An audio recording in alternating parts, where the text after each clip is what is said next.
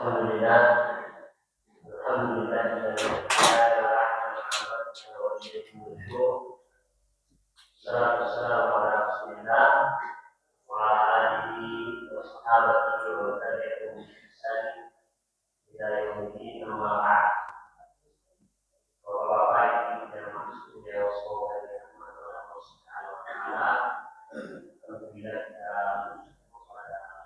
hari ini kita mengawali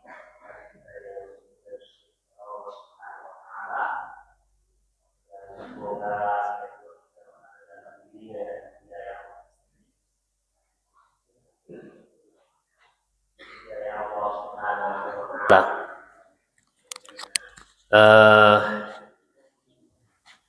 Mungkin ada di antara bapak-bapak dan jamaah sekalian bertanya-tanya kenapa saya lagi yang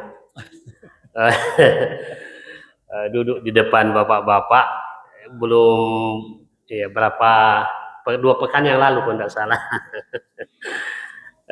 kami di sini. Kemarin kami dihubungi oleh Ustadz Bahrun yang mestinya membersamai kita pada subuh hari ini, tapi karena kondisi fisik beliau yang tidak memungkinkan, ya beliau minta saya untuk menggantikan sementara, dan kami sampaikan dihubungi dulu panitianya nanti panitianya yang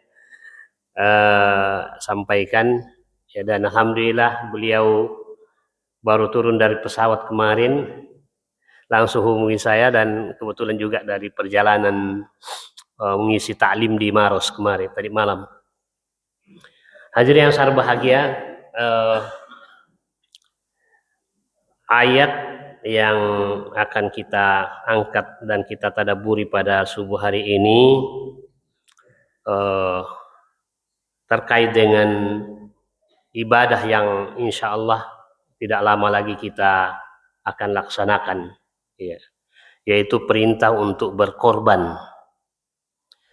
Perintah ini disebutkan oleh Allah di dalam Quran surah Al-Kautsar. Ya, surah Al-Kautsar, saya kira surah ini surah yang terpendek ya, di dalam Al-Quran, dan ya kami yakin bahwa surah ini semuanya ya hafal. Allah berfirman, Inna a'tainakal kautsar fasalli li rabbika wanhar inna syani'aka huwal abtar. Inna a'tainaka, sesungguhnya kami telah memberikan kepadamu Muhammad al-Kautsar. Al-Kautsar ini ya, ada yang menyebutkan maknanya adalah an-ni'am al-katsirah, nikmat yang banyak.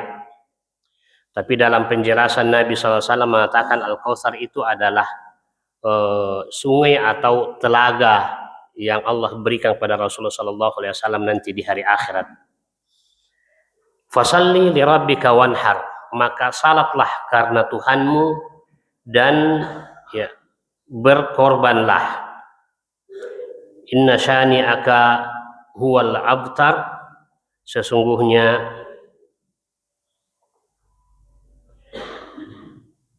orang-orang yang membencimu wahai Muhammad, dia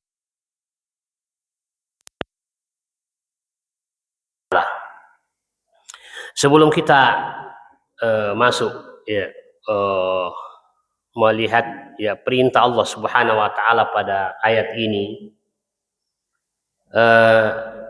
di ayat ini ada perintah yang kedua setelah fasalli, yaitu wanhar. Kata wanhar ini hanya 1 kali disebutkan di dalam Al-Quran. Wanhar, berkorbanlah. Sebenarnya kata wanhar ini dalam bahasa Arab semakna dengan menyembelih, ya. Tapi menyembelih ya, kalau dalam bahasa Arab zabaha yazbahu izbah, itu disembelih dengan diiris lehernya. Tapi kalau nahara yanharu wanhar, itu ya ditusuk ya. Dan itu cara menyembelih untuk hewan onta.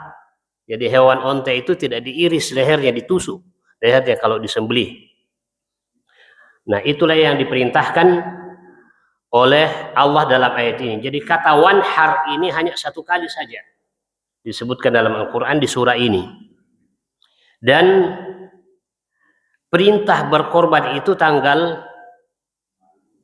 10 bulan Zulhijjah. Ya, perintah berkorban itu adalah tanggal 10 bulan Zulhijjah. Di ayat ini luar biasa kemukjizatan Al-Quran. Bukan sekedar tiba-tiba begitu, tapi susunan Al-Quran luar biasa, menunjukkan bahwa ini berasal dari Allah dan tidak bisa diragukan bahwa ini adalah datang dari Allah. Kalau dia bikinan Rasulullah atau manusia, maka tentu ya tidak akan kita temukan kemujizatan di dalamnya. Di antaranya adalah susunan kalimatnya. Coba perhatikan hadirin yang sangat bahagia, kata yang dipergunakan oleh Allah di dalam surah Al-Kautsar ini itu jumlahnya 10. Ya, jumlahnya 10. Jadi perintah untuk berkorban itu diperintahkan pada tanggal 10 bulan Zulhijjah. Ya, sementara jumlah kata yang ada di dalam surah ini itu jumlahnya 10. Coba kita lihat, hitung. Inna itu 1. A'tainaka 2. Ya, Al-Kautsar 3. Fasalli 4. Lirabbika 5. Wanhar 6. Inna 7. Ya. Syani'aka 8. Huwa 9. Kemudian Al-Abtar 10. Ini luar biasa hadirin yang bahagia. Perintah berkorban ya, itu pada tanggal 10 Zulhijjah, dan jumlah kata di dalam surah Al-Kautsar ini yang di dalamnya perintah berkorban itu ada 10 kata. Menunjukkan bahwa perintah berkorban itu pada tanggal 10 bulan Zulhijjah. Kemudian keajaiban yang kedua juga dalam ayat ini yang terdiri dari 3 ayat, itu semua diakhiri dengan huruf ra. Huruf ra. Inna a'tainakal kautsar. Ya, itu diakhiri dengan huruf ra. Fasalli lirabbika wanhar. Ya. Kemudian yang ketiga, inna syani'aka huwal abtar. 3 ayat ini diakhiri dengan huruf ra. Dan huruf ra dari susunan atau urutan huruf hijaiyah itu juga nomor 10. Alif, ba, ta, sa, jim, ha, kha, dal, zal, ra. Ya. Jadi dia urutan ke-10 dari urutan huruf hijaiyah, yang juga menunjukkan bahwa perintah wanhar ini pada tanggal 10. Ini keajaiban yang sangat luar biasa. Lebih daripada itu lagi, hadir yang sangat bahagia, inna a'tainakal kautsar fasalli lirabbika wanhar.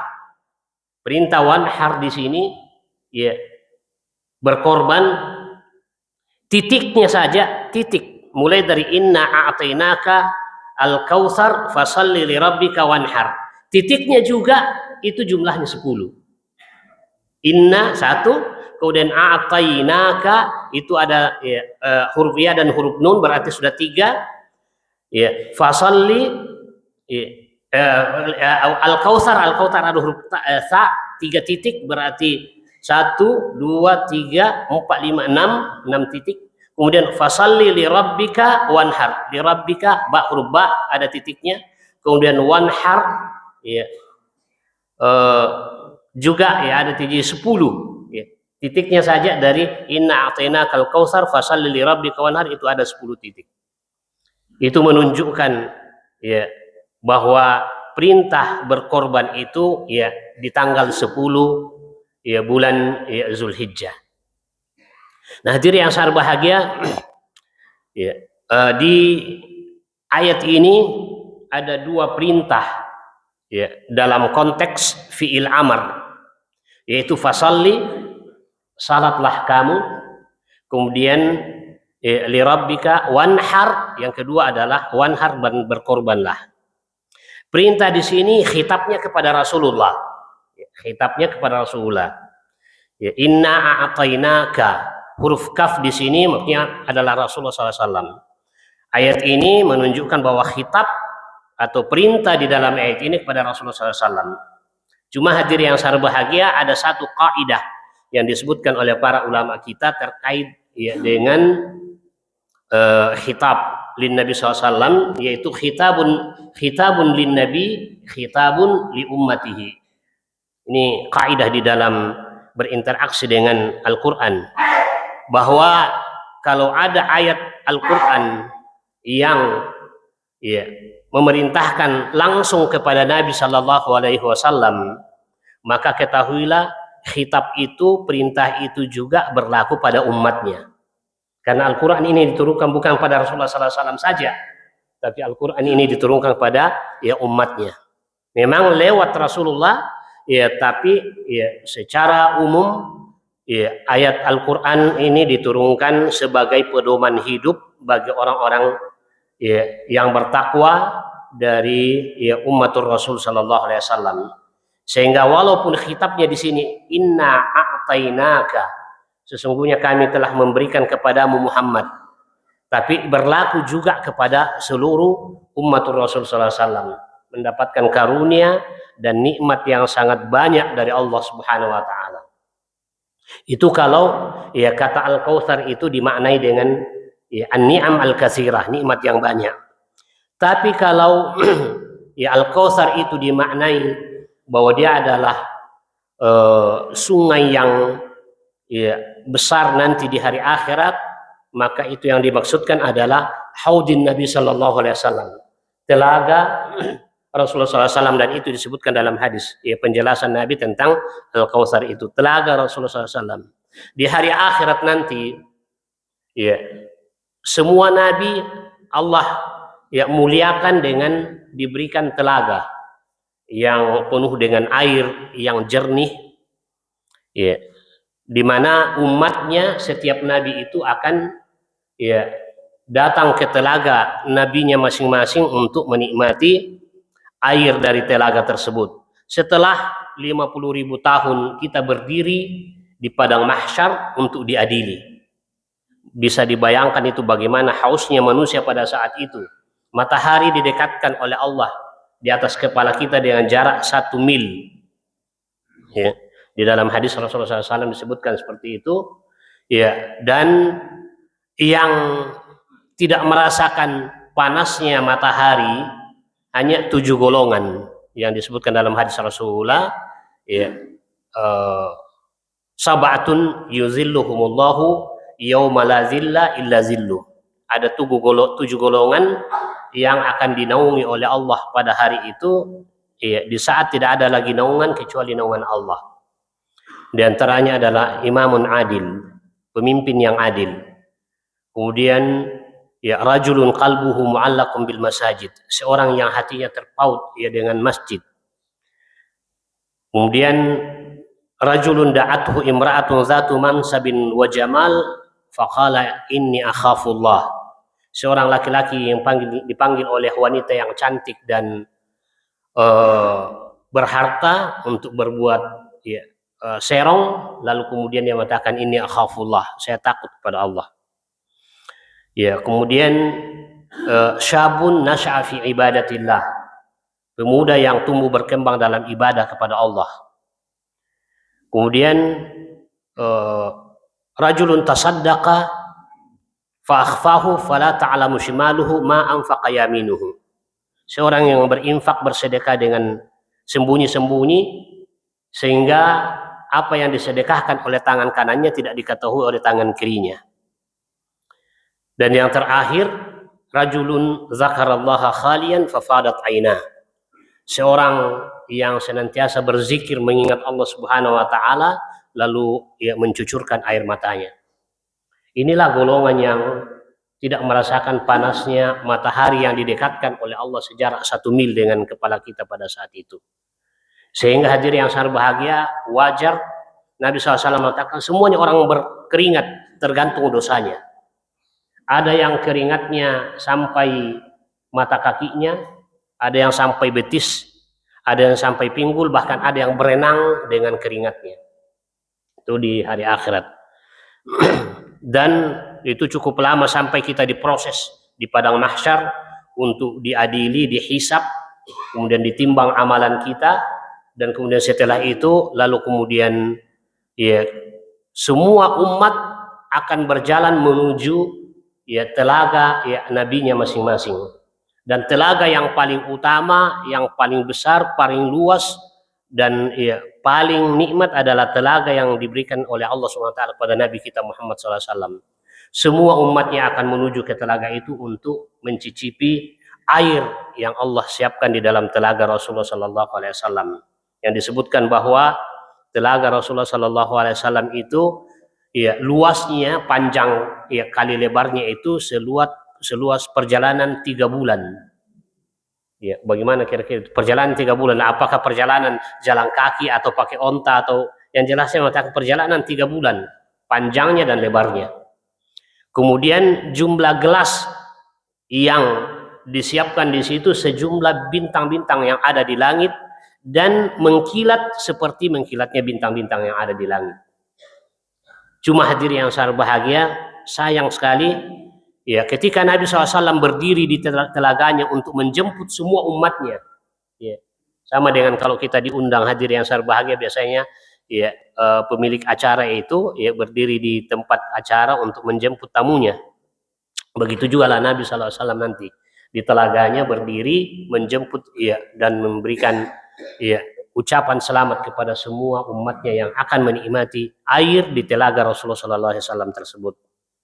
Cuma sayang sekali ada di antara umat Rasulullah SAW yang setiap mau mendekat ke telaga beliau, mau minum, secara otomatis terpelanting. Ya. Mau mendekat terpelanting, yang lain lolos minum, ya. Tapi ada yang kemudian setiap mendekat terpelanting. Tidak bisa menikmati ya, air yang ada di telaga Nabi SAW. Sampai Rasulullah mengadu kepada Allah, ya Rab, ummati, wahai Tuhanku, ini umatku kenapa ada yang seperti ini? Ya, maka Allah mengatakan, innaka la ta'lamu ma ahdatsu ya ba'daka. Kamu wahai Muhammad tidak tahu apa yang mereka buat-buat setelah ya kamu meninggal dunia. Ma ahdatsu, kata ahdatsu itu artinya membuat perkara-perkara baru di dalam agama. Ya. Oleh karena itu hadirin yang sangat bahagia, ini bahayanya orang yang ya berinovasi di dalam persoalan agama. Ya. Mengatakan ini kan baik, alasan ini baik. Baik menurut kita belum tentu baik menurut Allah dan Rasulnya. Ya.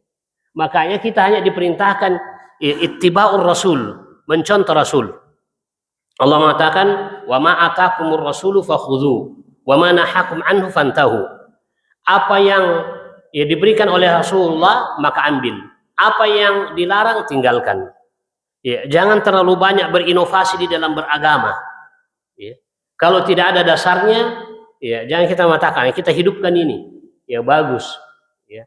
Itulah yang membuat perkara baru muncul di dalam agama kita. Dan Nabi SAW pernah menyampaikan, wa iyyakum wa muhdatsatil umur. Hati-hatilah kalian dari perkara-perkara agama, perkara-perkara baru di dalam agama.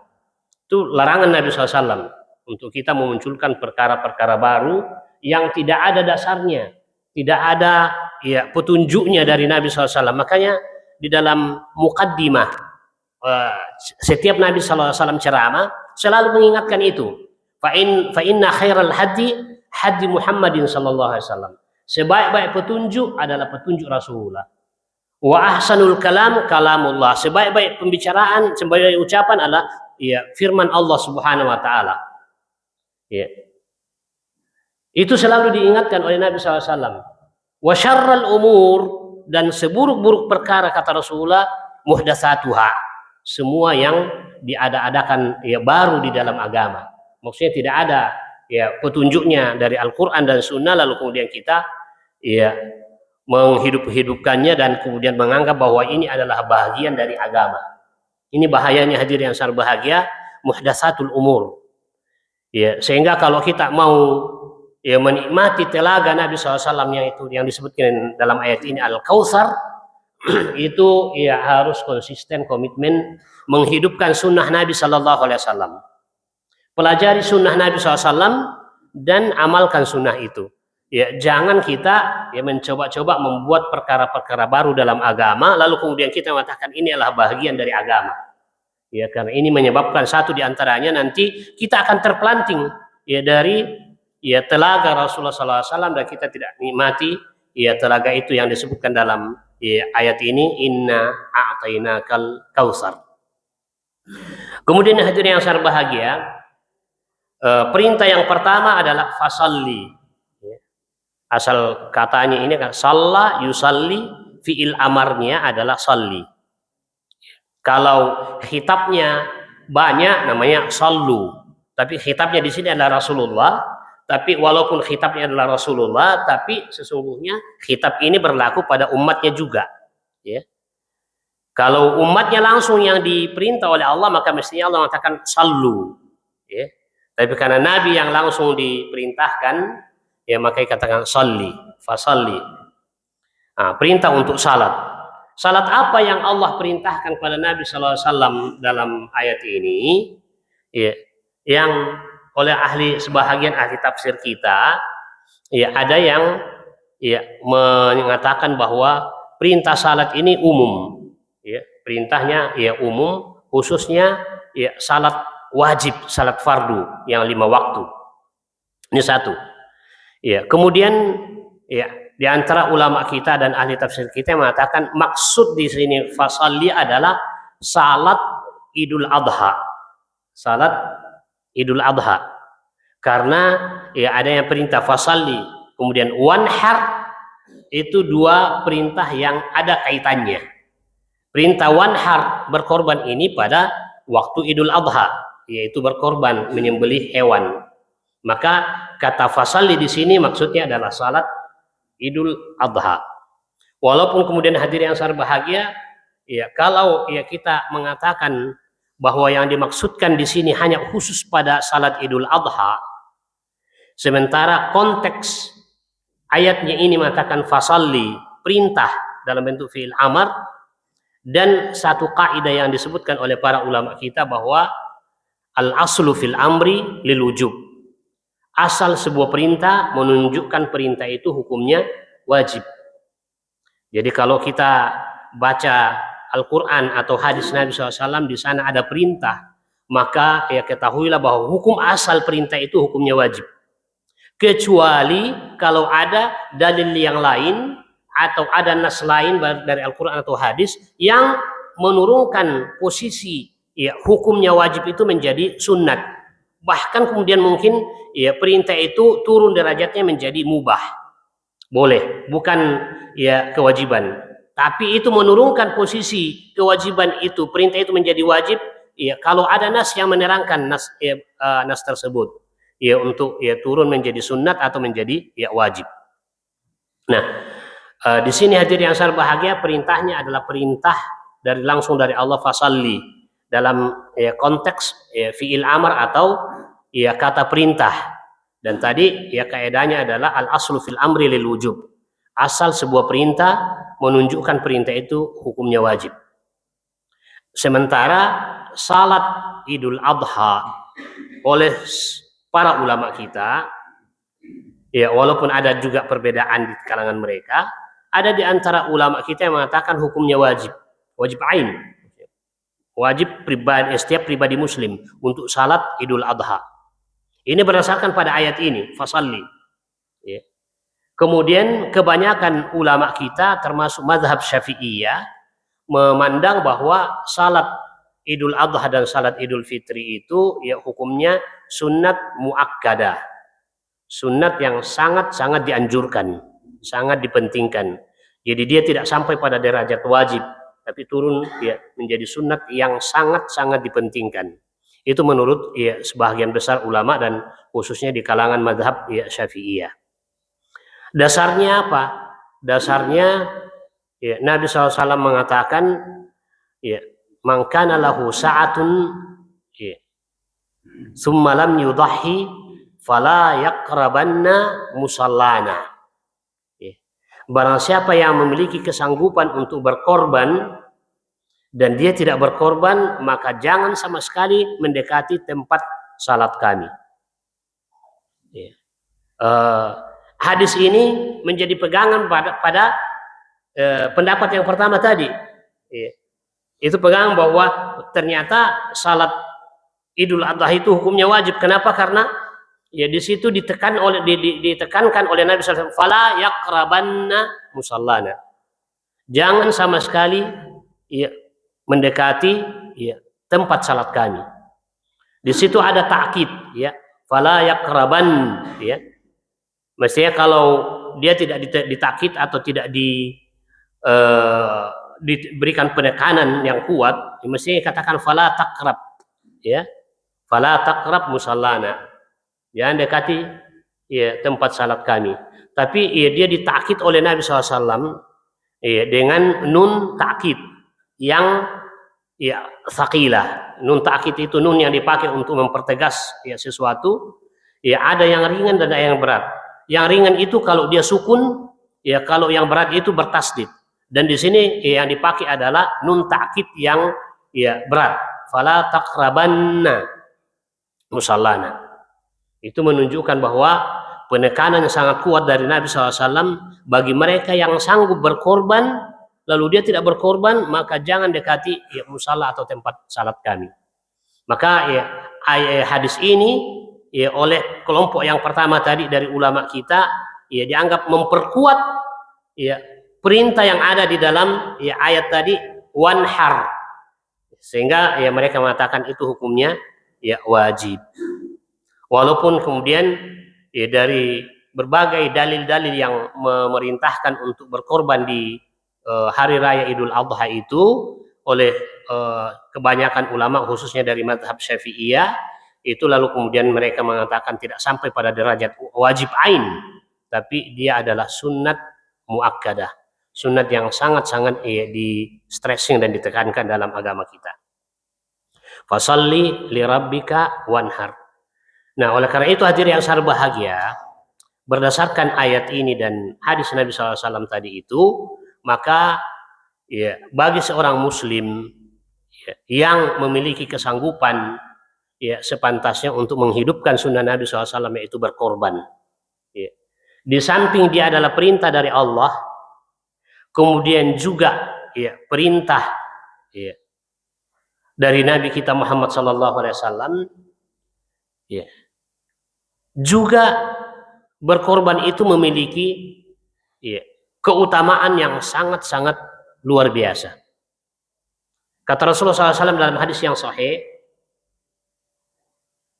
ma'amila adamiyun amalan fi yaumin nahar ahabbu ilallahi azza wa jalla min iraqatid dam.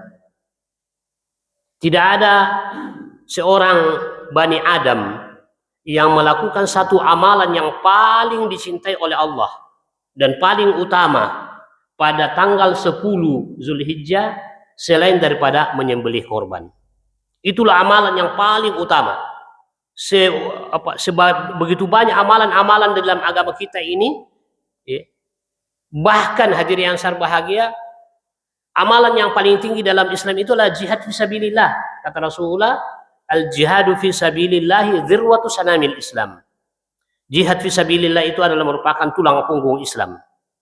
Ya. Tapi amalan berkorban pada tanggal 10 Zulhijjah itu melampaui daripada jihad fisabilillah. Kecuali ya, orang pergi berjihad fisabilillah dengan dirinya dan hartanya, lalu kemudian ya, tidak kembali lagi. Artinya dia sudah syahid di jalan Allah dan hartanya semuanya yang dibawa untuk membiayai jihad fisabilillah juga sudah habis. Itu saja amalan yang tidak ada tandingannya, tidak ada saingannya di dalam Islam. Tapi kalau orang pergi berjihad lalu kemudian masih sehat-sehat pulang, mungkin luka-luka saja sedikit, lalu kemudian masih sehat pulang, maka amalan berkorban pada 10 ya, Zulhijjah lebih afdal dan lebih dicintai oleh Allah daripada orang yang pergi berjihad tadi dan masih sempat ya kembali. Menunjukkan hadirin yang berbahagia, amalan paling utama dan ibadah yang paling tinggi nilainya dan dicintai oleh Allah Subhanahu wa taala pada 10 Zulhijjah adalah berkorban. Bahkan hadirin yang berbahagia, amalan yang dikerjakan pada 10 awal bulan Zulhijjah secara umum dan lebih spesifik lagi pada tanggal 10 ini. Kalau secara umum hadirin yang berbahagia, dalam hadis yang diriwayatkan oleh Abdullah bin Umar dan hadis yang diriwayatkan oleh Abdullah bin Abbas yang dikeluarkan oleh Imam Bukhari dan Imam Ahmad, Nabi SAW mengatakan begini, "Ma min ayyamin al-amalus salihu fiha ahabbu ilallah." Dalam riwayat Abdullah bin Umar dikatakan, "A'zamu wa ahabbu ilallah min hadhil ayyamil 'ashar." Tidak ada amal saleh yang dikerjakan oleh seseorang yang paling dicintai oleh Allah dan paling besar pahalanya di sisi Allah selain daripada amal saleh yang dikerjakan pada 10 awal dari bulan Zulhijjah. Ini hadirin yang berbahagia, kita sudah berada di tanggal 15 Zulqa'dah hari ini. Berarti tinggal 2 pekan insya Allah kita akan memasuki hari-hari yang paling afdal sepanjang tahun, yaitu 10 awal bulan Zulhijjah. Yang kalau kita beramal pada bulan itu, hari-hari itu, maka amalan kita itu paling dicintai dan paling besar pahalanya di sisi Allah Subhanahu wa taala. Karena keutamaan waktu. Sampai sahabat ketika mendengarkan Nabi menyampaikan hadis ini, sahabat langsung bertanya, "Walal jihadu fi sabilillah ya Rasulullah?" Karena sahabat faham bahwa amalan paling tinggi di dalam Islam itulah jihad fi sabilillah, berjuang untuk menegakkan agama Allah Subhanahu wa taala. Sampai sahabat sepakat bertanya pada Nabi SAW, "Walal jihadu fi sabilillah ya Rasulullah?" Bahkan jihad itu terkalahkan dengan amal saleh yang kita kerjakan pada 10 awal dari bulan Zulhijjah. Kata Rasulullah, "Walal jihadu fi sabilillah." Bahkan jihad fi sabilillah terkalahkan dari amal saleh yang kita kerjakan pada 10 awal bulan Zulhijjah. Maka Ibnu Rajab Al-Hambali mengatakan, al-amalul mafdul, amalan yang sebenarnya tidak utama, amalan biasa kalau kita kerjakan pada waktu-waktu yang biasa. Dia bilang amalan al-mafdul kalau kita kerjakan fil waqtil fadil, pada waktu yang utama, maka dia terangkat menjadi amalan yang fadil, amalan yang paling utama. Misalnya hadirin yang berbahagia, kita salat sunat 2 rakaat. Sekarang kita salat sunat 2 rakaat, itu biasa-biasa saja. Tapi kalau kita salat sunat 2 rakaat nanti pada 10 awal bulan Zulhijjah, maka dia menjadi amalan yang paling utama dan paling dicintai oleh Allah Subhanahu wa taala dari semua amalan yang ada. Ini menunjukkan bahwa keutamaan waktu itu mengangkat derajat keutamaan amalan. Oleh karena itu seorang muslim hendaknya memanfaatkan waktu-waktu yang dipilih oleh Allah Subhanahu wa taala sebagai waktu yang paling utama. Misalnya 10 akhir Ramadan itu juga adalah waktu yang paling utama. Kemudian 10 awal dari bulan Zulhijjah. Sehingga hadirin yang berbahagia, kalau di 10 akhir Ramadan mungkin kemarin, makanya 10 akhir Ramadan Nabi SAW memanfaatkan untuk itikaf. Itikaf di masjid dalam rangka konsentrasi untuk beribadah. Memanfaatkan keutamaan 10 akhir Ramadan sebagai malam yang paling utama sepanjang tahun. Mungkin di antara kita ada yang belum sempat itikaf atau belum maksimal di dalam memanfaatkan 10 akhir Ramadan. Karena 10 akhir Ramadan itu Nabi SAW sudah tidak tidur. Dalam hadis Aisyah dikatakan, "Idza dakhala al-ashrul awakhir, kana Nabi sallallahu alaihi wasallam ahya lailahu." Kalau sudah masuk 10 akhir Ramadan, Nabi SAW menghidupkan malamnya. Sudah tidak tidur Nabi pada 10 akhir Ramadan. Wa aikadha ahlahu, dan bahkan ikut Nabi SAW ikut mengajak istri-istrinya untuk juga menghidupkan 10 akhir Ramadan. Wasyadda mi'zarahu, Nabi SAW sudah mengencangkan sarungnya. Kata Ibnu Hajar Al-Asqalani di dalam kitab Fathul Bari, ungkapan wasyadda mi'zarahu, Nabi SAW mengencangkan ikat pinggangnya, itu ada 2 makna yang disebutkan oleh para ulama kita. Karena itu adalah bahasa kinayah, bahasa ungkapan. Ya, apa makna pertama? Kata Ibnu Hajar Al-Asqalani, ya, at-tashmiru fil ibadah. Ya, sungguh-sungguh dan serius di dalam beribadah. Itu makna mengencangkan ya sarungnya. Yang kedua yang disebutkan oleh ulama, ya, i'tizalun nisa. Ya, Nabi SAW kalau 10 akhir Ramadan sudah menjauh dari istrinya, tidak lagi datang ya, menggauli istrinya. Tapi Ibnu Hajar mengatakan kedua makna yang disebutkan oleh para ulama ini bisa digabungkan dan dikompromikan. Maksudnya Nabi SAW pada 10 akhir Ramadan sudah tidak ada waktunya dan kesempatannya untuk mendatangi istrinya karena kesibukan beliau dan konsentrasi beliau beribadah ya di masjid. Apalagi memang orang yang itikaf di masjid oleh Allah mengatakan ya wala tubashiruhunna wa antum aakifuna fil masajid. Ya, jangan kalian datangi istri kalian sedang kalian ya, itikaf di masjid. Nah, itu menunjukkan bahwa ya, Nabi memanfaatkan 10 akhir Ramadan karena dia adalah malam-malam yang paling utama sepanjang tahun. Nah, mungkin kita belum seperti Rasulullah SAW, ya masih jauh. Karena alasan malam itu kan waktu istirahat. Kalau di tanah suci hadir yang sarbah di Mekah dengan di Madinah, ini Pak Haji Taruna, ya, yang baru-baru dari tanah suci i'tikaf di Masjidil Haram kan, di sana tidak ada orang tidur ya. Kalau malam itu boleh kata hampir semua orang tidak tidur kalau malam beribadah. Ya. Coba bayangkan, karena mereka memahami dan mengetahui keutamaan 10 akhir Ramadan. Tapi bagi kita, ya, misalnya di negeri kita ini kan, ya, budaya itikaf atau sunnah itikaf ini belum banyak dihidupkan oleh kaum muslimin. Ya.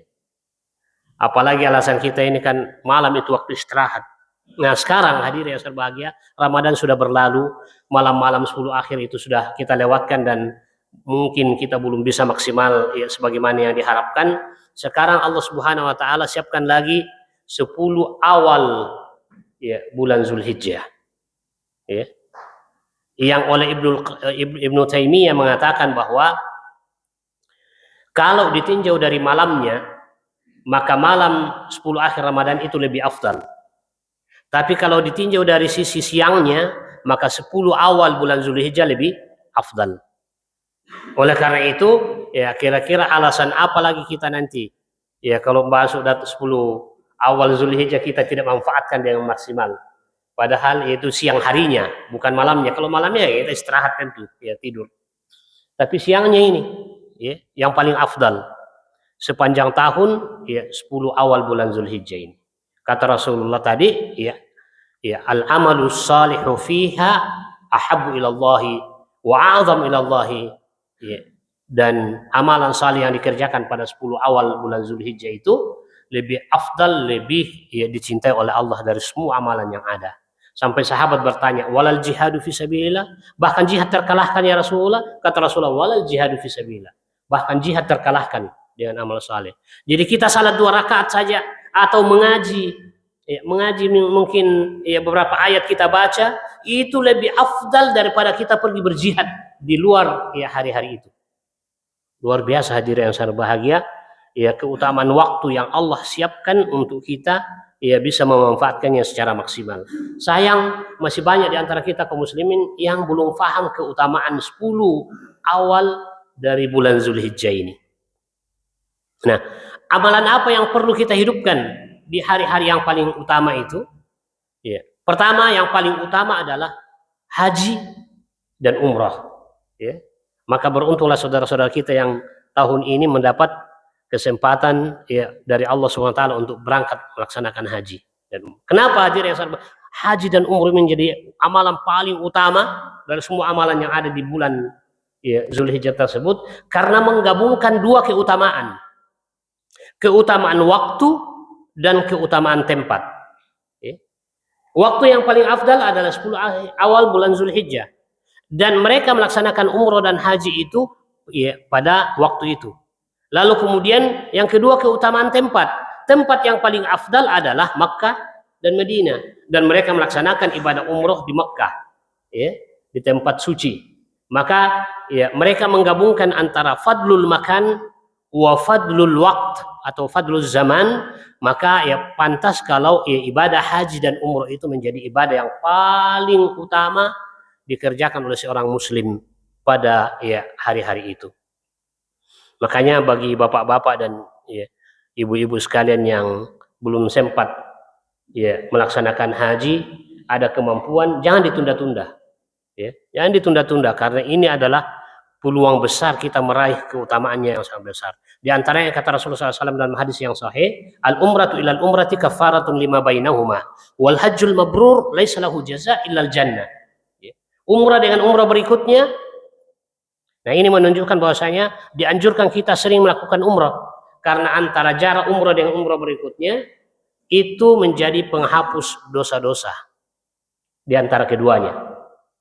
Wal hajjul mabrur, sedangkan haji yang mabrur, haji yang baik, haji yang diterima oleh Allah, balasannya adalah surga. Ini luar biasa hadirin yang berbahagia. Balasannya surga. Ya.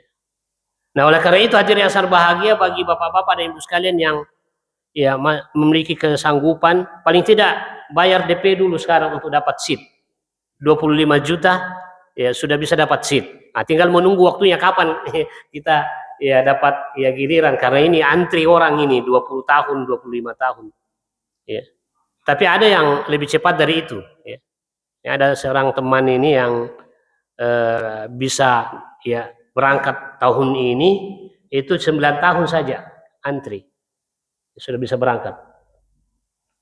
Nah, apalagi yang masih muda-muda, ya, masih muda-muda, kalau bisa, ya ada uang 25 juta langsung ya mendaftar dan dapat seat. Karena ya menunggu sampai 20 tahun, 25 tahun, bahkan mungkin sampai 30 tahun.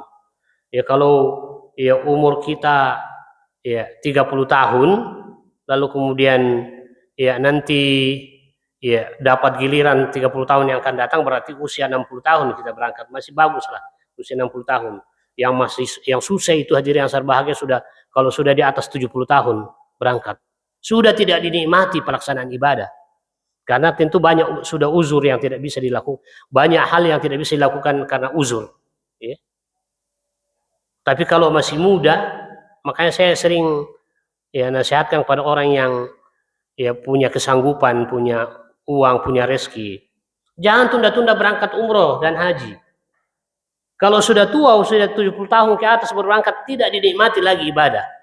Ya. Tapi kalau masih muda, itu ya kita akan merasakan nikmatnya beribadah umroh atau beribadah haji. Ya. Kalau sudah ya tua, sudah apalagi kalau sudah pakai kursi roda, sudah terbatas ya gerakan kita untuk beribadah di sana. Makanya ya bapak-bapak dan ya ibu sekalian yang ya sudah ada ya DP-nya ya dan masih muda itu jangan ditunda-tunda. Ya. Bahkan ya para ulama kita pun juga ya ada perbedaan memang ya apakah ibadah haji itu alal faur atau alat tarahi. Apakah kewajiban berhaji itu harus ya, cepat dilaksanakan kalau sudah ada kesanggupan atau boleh ditunda?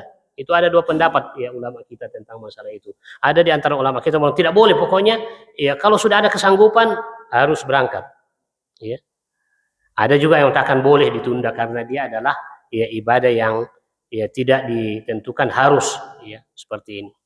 Nah ini hadirin yang berbahagia, sudah waktu Pak? Belum ya. Saya lanjutkan lagi ibadah yang perlu dihidupkan di dalam 10 awal bulan Zulhijjah yaitu berpuasa. Ya. Kita tahu adalah puasa itu adalah ibadah yang sangat mulia. Bahkan Allah menyebutkan dalam hadis qudsi ya, fa inna shauma li wa ana ajzi bihi. Puasa itu untukku dan saya yang akan memberikan balasan. Begitu mulianya ibadah puasa itu. Oleh karena itu dianjurkan hadirin yang berbahagia, kita mengisi hari-hari yang paling afdal itu dengan puasa. Berapa lama? Berapa hari? Ya sesuai dengan kesanggupan kita. Paling maksimal itu 9 hari. Mulai dari hari pertama tanggal 1 Zulhijjah, tanggal 2 sampai tanggal 9. Ya karena tanggal 10 itu sudah hari raya dan tidak boleh kita puasa di hari raya. Jadi maksimal 9 hari. Kalau kita sanggup 9 hari, fabihawa ni'mat. Ini adalah ya keutamaan yang sangat luar biasa. Kata Rasulullah SAW dalam hadis yang diriwayatkan oleh sahabat yang mulia Abu Sa'id Al-Khudri dan dikeluarkan oleh Imam Bukhari dan Muslim. Kata Rasulullah SAW, "Ma min abdin yasumu yawman fi sabilillah illa ba'ahadallahu zalikal yawm ya'anin nar sab'ina kharifa." Tidak ada seorang hamba yang berpuasa di jalan Allah Subhanahu wa taala satu hari kecuali Allah Subhanahu wa taala menjauhkan wajahnya dari neraka selama 70 tahun. Satu hari hadirin yang berbahagia kita puasa dan puasa kita diterima, 70 tahun wajah kita dijauhkan dari neraka. Ya. Kalau 2 hari 140 tahun. Ya. Kalau 9 hari kira-kira kali itu. Baik. Makanya hadirin yang sangat bahagia, ya mari kita ya bertekad insyaallah ya kita masuk dalam bulan Zulhijjah ini ya dengan memanfaatkan 10 atau 9 hari ya awal untuk berpuasa. Kalau tidak bisa sampai 9 hari, 8 hari lah. Tidak bisa 8 hari diselang-selingi. Ya hari ini tanggal 1 kita puasa, besok istirahat lagi. Tanggal 3 ya puasa lagi. Ya tanggal 4 istirahat lagi, tanggal 5 puasa lagi. Diseling-selingi. Kalau kita tidak bisa, ya totalnya 9 hari. Ya kemudian paling tidak kalau memang tidak bisa kita semuanya itu, paling tidak jangan sampai terlewatkan puasa Arafah tanggal 9 Zulhijjah. Karena kata Rasulullah SAW, "Saumu yaumi Arafah ahtasibu 'ala Allah azza wa jalla yukaffiru sanatal madiyah wal baqiyah." Ya. Puasa satu hari di hari Arafah tanggal 9 Zulhijjah itu akan menghapuskan dosa-dosa 2 tahun. 1 tahun yang lalu dan 1 tahun yang akan datang. Makanya hadirin yang sangat bahagia, ya paling tidak kalau kita tidak bisa isi 9 hari ini, paling tidak puasa Arafah itu jangan tertinggal. Ini ya anjuran Nabi Shallallahu Alaihi Wasallam untuk kita ya berpuasa pada tanggal ya 9 ya atau hari ya Arafah. Kemudian hadirin yang sangat bahagia, di antara amalan juga yang perlu kita hidupkan adalah kita mengisi hari-hari yang paling utama itu dengan takbiran. Karena Rasulullah SAW di dalam riwayat Abdullah bin Umar tadi, fa'aksiru fihinna tahlil wa takbir wa tahmid. Perbanyak di hari-hari tersebut, ya 10 awal dari bulan Zulhijjah untuk takbiran. Ya. Allahu Akbar, Allahu Akbar, Allahu Akbar, la ilaha illallah, Allahu Akbar, walillahil hamd. Perbanyak itu. Ya. Perbanyak, kata Rasul, fa'aksiru, perbanyak. Fihinna pada hari-hari tersebut at-tahlil yaitu la ilaha illallah wa takbir Allahu Akbar wa tahmid alhamdulillah yang bisa kita rangkai dalam ya kalimat takbiran yang ya, sering kita ya, ucapkan. Ini sunnah Nabi SAW yang sekarang dilupakan oleh umat. Sunnah Nabi yang sudah dilupakan. Ya. Jarang ada yang kemudian memanfaatkan hari-hari yang utama itu dengan takbiran. Kecuali takbir muqayyad alhamdulillah masih dijaga. Sunnah Nabi SAW yang sifatnya takbir muqayyad itu adalah takbiran setelah selesai Idul Adha. Ya, kemudian kita salat berjamaah dan kemudian kita takbiran. Alhamdulillah hampir semua masjid masih mengamalkan itu. Ya. Tapi takbir mutlak ini yang dimulai sejak masuk tanggal 1 Zulhijjah ini yang ya, kaum muslimin ya sudah melupakannya. Di antara sunnah mahjura, ya, di antara sunnah Nabi SAW yang telah diabaikan dan ditinggalkan oleh umat. Oleh karena itu mari bapak-bapak ya mudah-mudahan ya dengan pencerahan ini nanti ya kita hidupkan sunnah Nabi SAW ini ya supaya ya kita masuk dalam kategori yang mendapatkan pahala syahid di sisi Allah Subhanahu wa taala. Ya, dalam hadis dikatakan man ahya sunnati falahu ajrus syahid. Siapa yang menghidupkan sunnah-sunnahku maka dia akan mendapatkan pahala orang yang syahid fisabilillah. Maka ya mudah-mudahan ya Allah memberikan kita kekuatan dan taufik sehingga ya di ya hari-hari yang mulia itu kita hidupkan dengan ya takbiran insyaallah. Bahkan Abu Hurairah hadir yang sangat bahagia dan Abdullah bin Umar ketika masuk bulan Zulhijjah di zamannya sudah meninggal Nabi SAW tentu ya masuk bulan Zulhijjah dilihat orang-orang yang ada di pasar tidak ada yang takbiran, lupa sunnah Nabi SAW ini. Akhirnya Abu Hurairah masuk ke pasar dan Abdullah bin Umar masuk ke pasar bukan untuk belanja, masuk untuk mengingatkan orang yang sedang sibuk transaksi di dalam pasar. Lalu kemudian dia masuk langsung takbiran Allahu Akbar, Allahu Akbar, Allahu Akbar. La ilaha illallah wallahu akbar. Allahu akbar walillahil hamd. Sekedar mengingatkan bahwa sekarang kita sudah berada di hari-hari yang paling utama, yaitu 10 awal bulan Zulhijjah. Kenapa kalian tidak bertakbir? Setelah Abu Hurairah dan Abdullah bin Umar berteriak dengan takbiran itu di dalam pasar, baru ingat itu semua orang yang ada di pasar bahwa sekarang kita sudah berada di bulan Zulhijjah. Akhirnya semuanya serempak takbiran sehingga pasar di Madinah itu menggema dengan suara takbiran. Ini hadirin yang saya bahagia. Ya. Mungkin ada yang tahu, kau bagaimana nanti Ustaz kalau misalnya masuk bulan Zulhijjah juga saya masuk di mall atau di pasar kantang sini takbiran keliling. Boleh, tapi mungkin orang mengatakan, gila barangkali ini bapak ini. Perlu pencerahan dulu kepada umat bahwa ini adalah sunnah Nabi SAW. Lalu kemudian kita ingatkan mereka bahwa kita berada di hari-hari yang mulia, dan takbiran itu sangat dianjurkan, bahkan diperintahkan oleh Nabi SAW.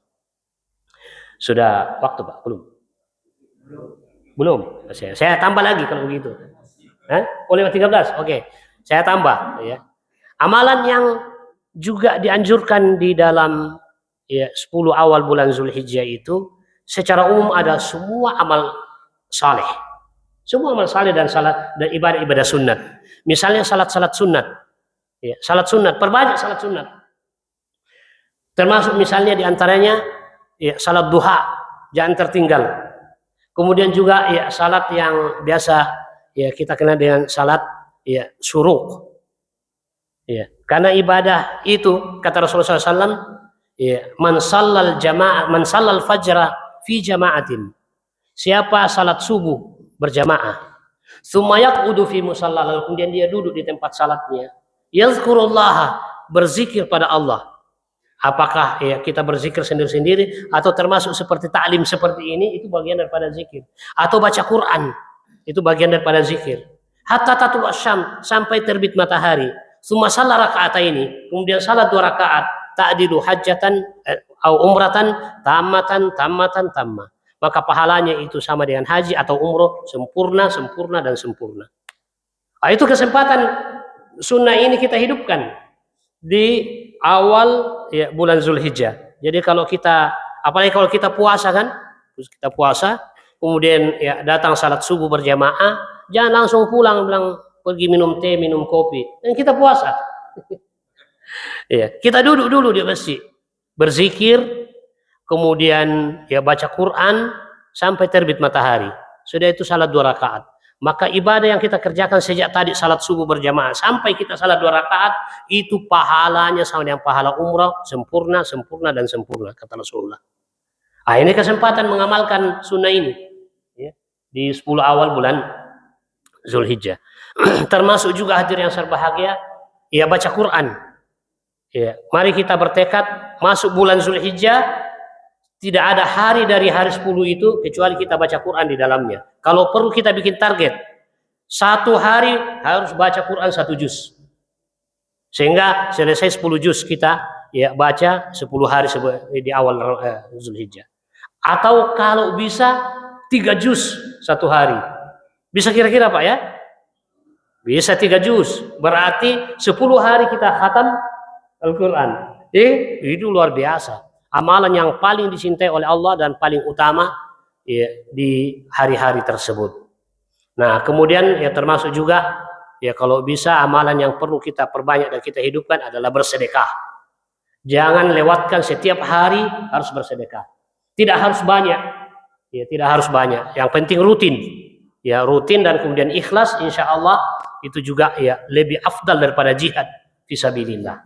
Oleh karena itu jangan sampai terlewatkan 1 hari dalam hari-hari yang mulia itu lalu kemudian kita tidak bersedekah. Kemudian termasuk juga adalah mengajak kepada kebaikan, mengajak orang kepada kebaikan, mencegah dari kemungkaran, dan semua ibadah-ibadah saleh bisa kita hidupkan di dalam hari-hari tersebut, pahalanya lebih tinggi daripada jihad fisabilillah. Dan terakhir hadirin yang saya bahagia, atau sebelum terakhir itu tadi berkorban. Berkorban. Ini masih ada waktu hadirin yang saya bahagia kita persiapkan, kita bisa berkorban dan insya Allah kita tidak akan jatuh miskin dengan berkorban. Ya. Mungkin bapak-bapak pernah dengarkan berita di televisi, ada seorang ibu yang sudah tua renta, ya mungkin usianya sekitar 70-an tahun atau ya sekitar itulah, di daerah Lombok, Lombok atau NTT, saya sudah lupa persis, tapi itu sudah 2 kali saya dengarkan di televisi, diberitakan. Seorang ibu yang janda tua, tidak ada anaknya dan tidak ada suaminya, tidak ada yang mencarikan nafkah, sehingga pekerjaannya apa? Pekerjaannya dia pergi memulung sampah, ya, untuk dijual. Tapi ternyata subhanallah, ya tidak pernah absen untuk berkorban setiap tahun. Setiap tahun dia datang ke masjid, panitia masjid, untuk ya serahkan uangnya yang disimpan, ya memang khusus untuk berkorban.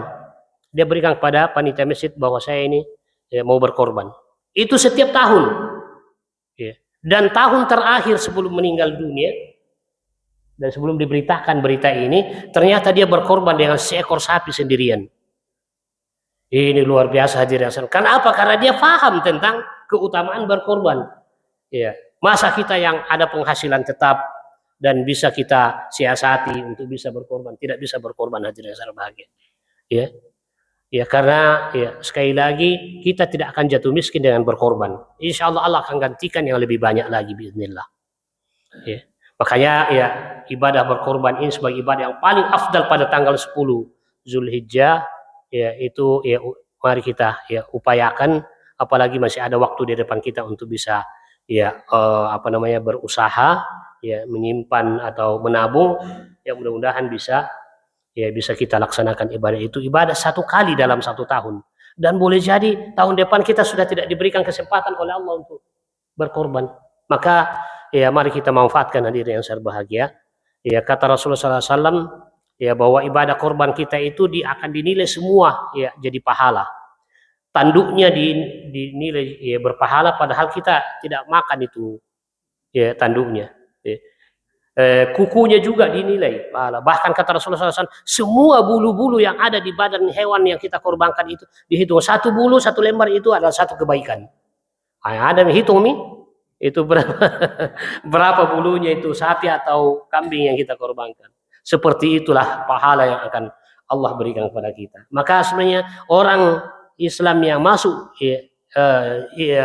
bulan Zulhijjah, khususnya hari berkorban mulai dari tanggal 10, yang apalagi kalau memiliki kesanggupan dan tidak berkorban, maka termasuk orang-orang yang rugi memanfaatkan momen yang sangat luar biasa yang Allah siapkan.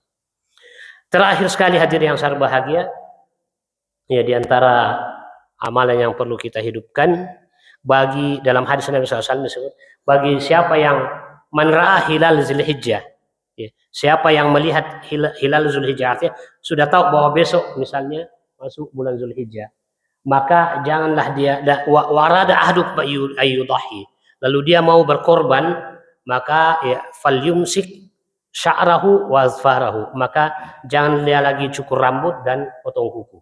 Itu sunnahnya, ya. Jadi kalau sudah masuk, jadi kalau mau potong kuku dengan gunting rambut sebelum masuk Zulhijjah, ya. Sebelum masuk Zulhijjah, maka dianjurkan kita tidak lagi potong kuku dan cukur rambut untuk mengikuti saudara-saudara kita yang ihram melaksanakan haji. Itu ya, sunnahnya Nabi Sallallahu Alaihi Wasallam. Saya kira ya cukup hadirin yang berbahagia karena sudah masuk waktu syuruk ya.